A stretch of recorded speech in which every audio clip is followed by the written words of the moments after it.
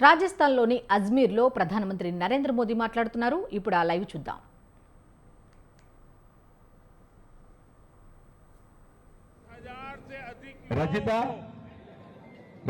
रजिता राजू पत्र भी सौंपे गए हैं। ये बहुत बड़ा बदलाव आया है। मैं इस बदलाव के लिए, नई नौकरियों के लिए, विकास के सभी कामों के लिए राजस्थान के आप सभी लोगों को बहुत बहुत बधाई देता हूं।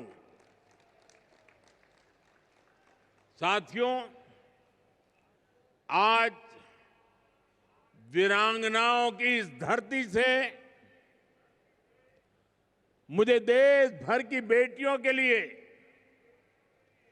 एक अहम अभियान शुरू करने का अवसर मिला है। जहां अजमेर से एचपीवी वैक्सीनेशन अभियान शुरू हुआ है। ये अभियान देश की नारी शक्ति को सशक्त करने की दिशा में अहम कदम है। साथियों, हम सब जानते हैं कि परिवार में जब मां बीमार होती है तो घर बिखर सा जाता है। अगर मां स्वस्थ है तो परिवार हर संकट का सामना करने में सक्षम रहता है। इसी भाव से भाजपा सरकार ने महिलाओं को संबल देने वाली अनेक योजनाएं चलाई है। साथियों, हमने 2014 से पहले का वो दौर देखा है जिसमें शौचालय के अभाव में बहनों बेटियों को कितनी पीड़ा, कितना अपमान झेलना पड़ता था। बच्चियां स्कूल छोड़ देती थी क्योंकि वहां अलग टॉयलेट की सुविधा नहीं होती थी। गरीब बेटियां सैनिटरी पैड्स नहीं ले पाती थी।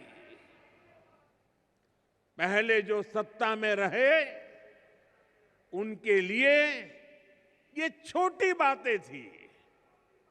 इसलिए इन समस्याओं की चर्चा तक नहीं होती थी। लेकिन हमारे लिए ये बहनों बेटियों को बीमार करने वाला, उनके अपमान से जुड़ा